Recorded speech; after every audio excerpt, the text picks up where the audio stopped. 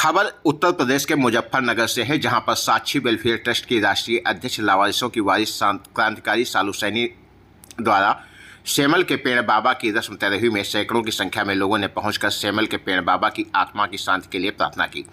इतिहास में पहली बार किसी महिला द्वारा पेड़ की रस्म तेरहवीं को विधि विधान से पूरा किया गया। सालू सैनी द्वारा किया गया कार्यक्रम जनपद में चर्चा का विषय बना हुआ है। शामली रोड स्थित काशीराम आवास में स्थित देवी मंदिर में क्रांतिकारी सालू सैनी द्वारा सेमल बाबा पेड़ की रस्म की तेरहवीं को विधि विधान से संपन्न कराया गया। इस दौरान सैकड़ों की संख्या में लोगों ने कार्यक्रम में प्रतिभाग कर क्रांतिकारी सालू सैनी की भूरि भूरि प्रशंसा की।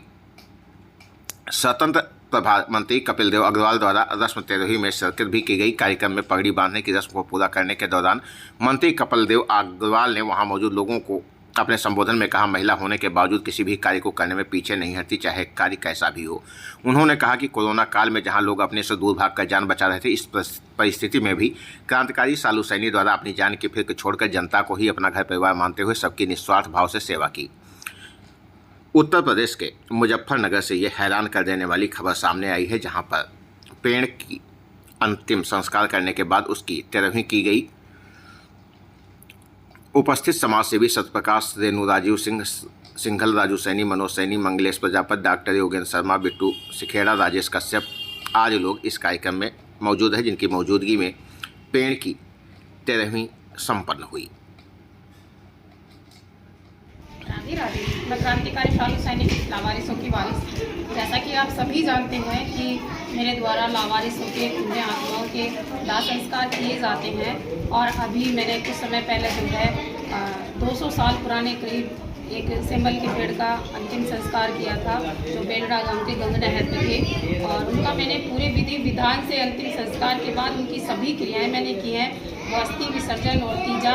और आज हमने यहाँ उनकी जो है रस्म तेरहवीं की जो आखिरी रस्म थी वो भी पूरी की है, और हमने प्रभु से प्रार्थना की है कि जितनी भी लावारिस पुण्य आत्माएं हैं उन सबको जो है शांति मिले, मुक्ति मिले, और साथ में जो सेमल के पेड़ का हमने अंतिम संस्कार किया था उनको भी मोक्ष प्राप्त हो। और आज इतिहास में पहली बार ऐसा हुआ है कि किसी पेड़ की तेरहवीं की गई है, और विधि विधान से अंतिम संस्कार के बाद सभी रस्मों को अदा किया गया है। और मैं अपने आप को बहुत सौभाग्यशाली समझती हूँ, और ईश्वर की तरफ बहुत बहुत धन्यवाद भी करती हूँ परमात्मा का, कि उन्होंने मुझे जो है अंतिम संस्कार की सेवा दी, और उन्होंने मेरा हाथ पकड़ा।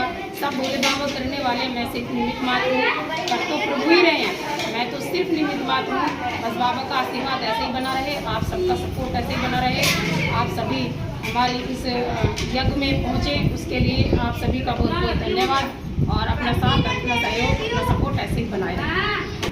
तो आज जो है हमने यहाँ से बच्चे आप देख सकते हैं कि श्रद्धांजलि सभा भी हमने की है, और मुझे समाज के लोगों ने पगड़ी भी बांधी आज जो हमने देवी की रस्म की थी। और आज हमने 51 पौधे लगाने का संकल्प लिया है, और वो उन पौधों को हम संरक्षित भी करेंगे। और मैं सभी से भी निवेदन करती हूँ कि जो पौधे होते हैं, जो वृक्ष होते हैं, वो जीव होते हैं, आप उन पौधों को लगाएं भी और उनका ध्यान भी रखें। और आज मेरा संकल्प है कि ये जो है सेमल का पेड़ है, और मैं इसको स्वयं लगाऊंगी, और लगाने के बाद जब तक मैं इस दुनिया में रहूंगी मैं इस सेमल के पेड़ की एक बच्चे की तरह परवरिश करूंगी, क्योंकि वृक्ष हमें जीवन दान देते हैं, वृक्ष भी जीव होते हैं, ये वैज्ञानिकों ने भी कहा है, और हमारे विद्वान पंडित भी कहते हैं कि 84 लाख योनियों में से एक योनि जो है वृक्ष की होती है। तो ये मेरा संकल्प है कि आज मैं सेमल के पेड़ को लगाऊंगी, और जब तक मैं इस दुनिया में रहूंगी मैं एक बच्चे की तरह इनकी देखभाल करूंगी। आप सभी ने सहयोग दिया, आप सभी आए, माननीय विधायक जो है कपिल देव अग्रवाल जी भी पहुंचे आज की रस्म तेरहवीं में, और उन्होंने भी कहा कि इतिहास में पहली बार ऐसी रस्म तेरहवीं हुई है कि जो पेड़ का अंतिम संस्कार करने के बाद और पूरा उनका विधि विधान से सभी रस्मों को किया गया है। और यहाँ उपस्थित सभी का मैं दिन से धन्यवाद करना चाहूँगी। इतिहास में पहली बार वृक्ष का अंतिम संस्कार की सभी रस्मों को आप सबने निभाने में मेरा साथ दिया। सभी पुण्य आत्माओं को ऐसे ही मोक्ष प्राप्त हो और उनको शांति मिले, और प्रभु महाकाल जी मुझे ऐसी शक्ति देते रहें इस सेवा को करने की। और महाकाल जी को बहुत बहुत धन्यवाद कि मुझे उन्होंने सेवा के लिए चुना। आप सबका भी धन्यवाद। अपना सपोर्ट, अपना साथ ऐसे बनाए रखें।